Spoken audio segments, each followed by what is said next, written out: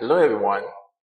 So in today's lesson, I'm going to be taking you through the introduction or the introductory part of physics. Introduction of physics. And at the end of the lesson, you'll be able to define what physics is, the importance of physics, the history of physics, the concept of the laboratory of physics. All right. So let's dive into this. Now, with physics, it is scientific study of matter, energy, and how they interact. So when you are studying matter and energy and how this matter and energy interact with each other, you're studying physics. This matter consists of some atomic particles such as stars and galaxies. This subject is the oldest academic discipline. It is originally linked with philosophy, chemistry, and mathematics, and then became a unique science during the 16th century scientific revolution. So let's just look at the brief history of physics from the ancient time to the medieval. In the ancient time, during the early civilization, the Egyptians, the Babylonians, the Greeks, and the Chinese and the Indians are the ones that explore motion and matter. One of the greatest scientists, Aristotle, within 384 to 322 BC, studied the elements. He studied elements, and then Archimedes also introduced the principle of lever and buoyancy and simple machines. So these are the early scientists in the world of physics. That's the ancient period. And then in the medieval period, the Islamic scholars preserved and expanded Greek ideas. Okay, a scientist known as Alhazen contributed to optics and the idea of natural motion. Okay, then in the Renaissance period within 16th to 17th century, another scientist called Copernicus has proposed the heliocentric theory, then followed by Galileo. Galileo studied motion and inertia during this period. Then Kepler propounded the laws of planetary motion. So all of this, you're going to come across them, their concepts, okay, one after the other. Then, of course, the great scientists such as Newton unified mechanics and gravitations. Okay. Then we move down to 18th to 19th century. That's where we begin to develop the concept called thermodynamics, electromagnetism, and wave theory of light. And this was conceptualized by a scientist called Maxwell within 1831 to 1879. This Maxwell formulated equations of electromagnetism. Okay, so the Industrial Revolution boosted applied physics. So it was his own tenure that applied physics came on board, okay, where we have the steam engine, the electricity that we are enjoying today, and then the communication system we are enjoying, telecommunication system we are enjoying today. It was as a result of the discovery of Maxwell equation of electromagnetism that we are able to have applied physics in our world today. Then from there, we move to the 21st, the 20th century, where we have the relativity theory being introduced by Einstein. Okay, okay. Planck also started the quantum theory as well. We have other people that supported him as well. The Bohr, Schrodinger, Heisenberg, where we have the Heisenberg principle. All of these people they came together to form the the nuclear physics that we are talking about today. And in our world today, in our century, the 21st century, we have the astrophysics, the nanotechnology, the quantum computing. Okay, all of this are the era that we are today. They came up in this 21st century. till date. All right. So that leads us to the branches of physics that we have. Based on the history, this leads us to different branches of physics. We have the classical physics. Classical physics deals with the part of physics that you can see with your naked eyes. Okay, it consists of mechanics, heat, optics, wave and sound, electricity and magnetism, and so on and so on. Any part of physics that deal with seeing with the naked eye is categorized under classical physics.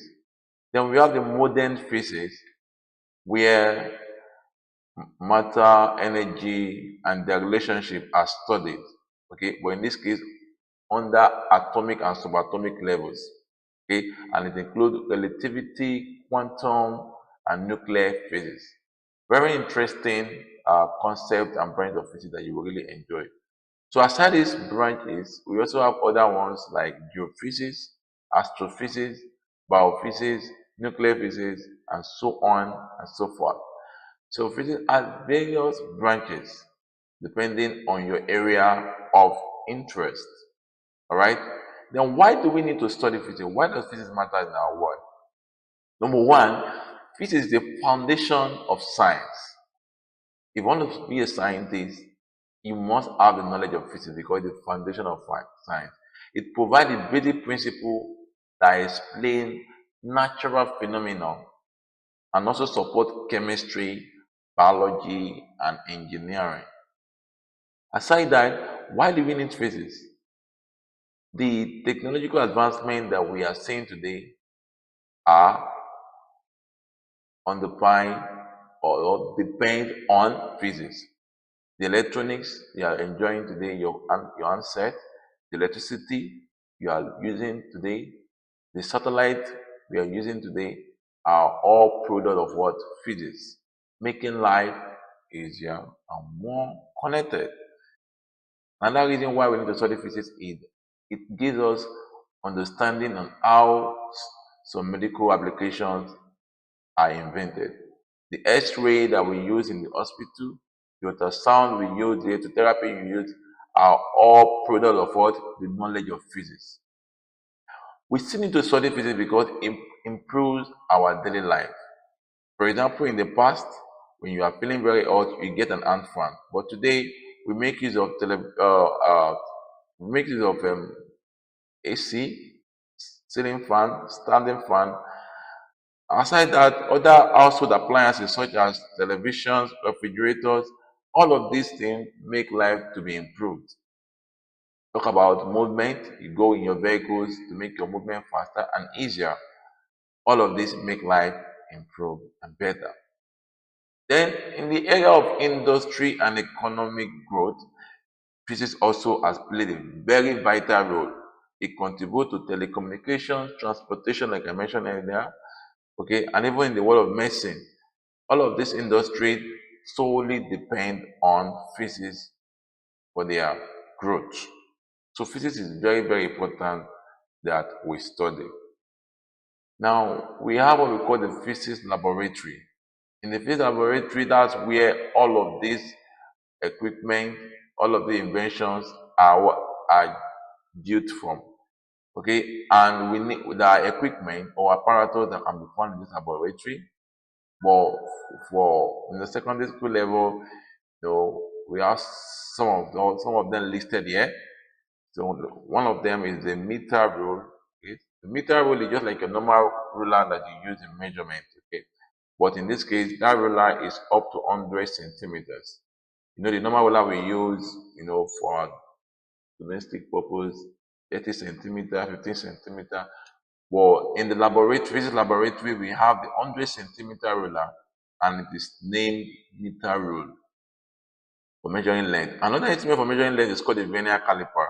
There are some objects that are very tiny. Imagine the thickness of the leaf of your book. Okay, you know that the ruler cannot measure the thickness of a book, right? It's very tiny. One leaf of your book cannot be measured by a ruler. But it's an instrument that has been developed by physicists in the laboratory to measure tiny lengths, and it's called the vernier caliper. Okay, the stopwatch is used for measurement of time.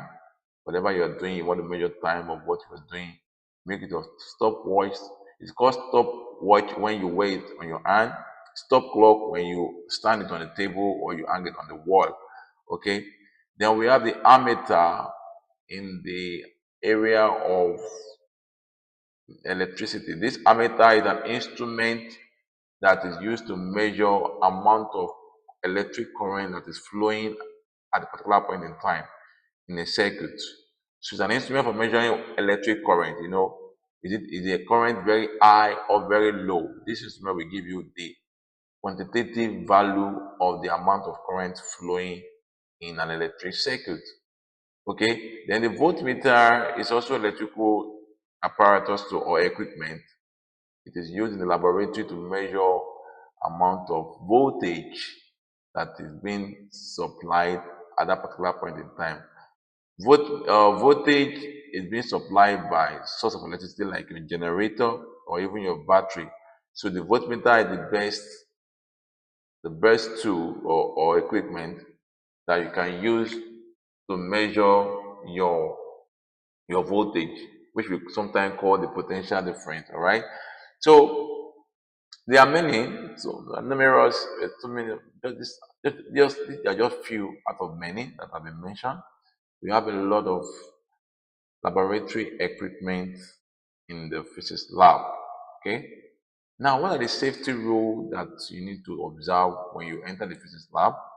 General safety rule is that you should follow the instructor instruction, because for every physics lab or laboratory there will be an instructor so that nobody run into accident.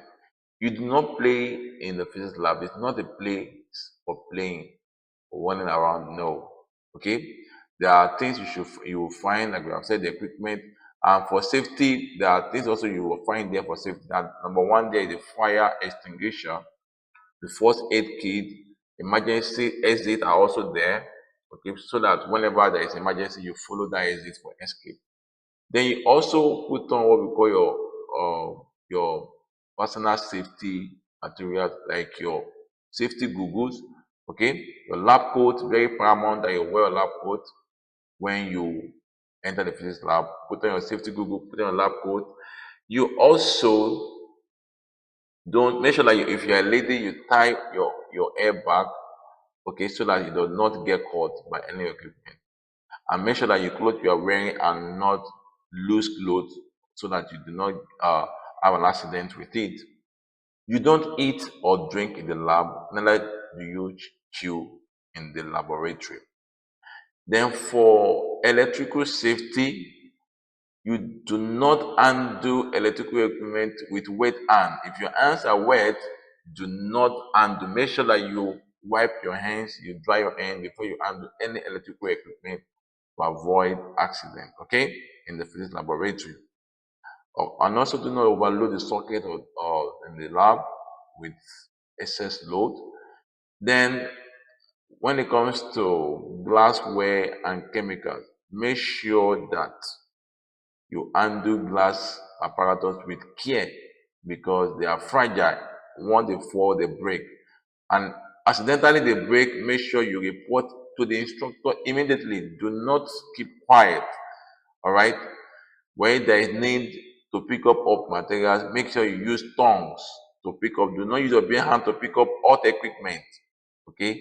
Read chemical labels so that you don't use the wrong chemical. All right, when you're in the laboratory. So, lastly, the emergency procedure. Where there is accident, please report to the instructor in the laboratory immediately. Do not keep quiet. Once there's any accident, report. And you can also use the fire extinguisher if you know how to use it. Use it immediately to quench fire. Make it the first aid when necessary, where there is an accident in the laboratory. Now, physics as a subject is also connected to mathematics one way or the other. If you really want to study physics, you must have good knowledge of mathematics. Okay, one of the common topics in mathematics called variation is well used in physics. Okay, for example, now in physics there is a law called Ohm's law. Ohm's law formula is V equals to IR. Okay, that means V varies with I and R. But where V is the voltage, I there the current, R is the resistance. Imagine you do not have knowledge of mathematics, you may be struggling with variation aspect of physics. Aside from the variation aspect of physics, in mathematics we have trigonometry too. You will also find this in physics. For example, we have a formula uh, called the formula for force, okay, or resolution of vectors, okay. In resolution of vectors, you can either you resolve vertical axis or horizontal axis. Now, when you are resolving, you either make use of cos or sine, which is trigonometry. Imagine you do not know how cos function or works in mathematics, you might not really be able to apply it in physics too. So that is another aspect of mathematics that features in physics, trigonometry part. Then geometry part also, you will also find it in physics too, all right, where uh, you are dealing with angle. Dealing with angle, you cannot do without using your trigonometry. For example, now angle of incidence, we have it in physics, especially when in light ray, angle of incidence, angle of reflection. The geometry part comes to play when you consider the three. When you're talking about the geometry, you're talking about the three um, direction in a space: the vertical, the horizontal, and then the diagonal. Just like saying the length, the breadth, and the weight. So you have to consider all of this. So there are other aspects of mathematics too that feature in physics. These are just a few out of the many that you have. So it's an interesting concept that you will really enjoy, but you have to master your maths. When you master your mathematics very well, you will really enjoy this subject called physics. I hope I've been able to take you through the introductory part of physics today. Thank you for listening and have a wonderful day. Bye for now.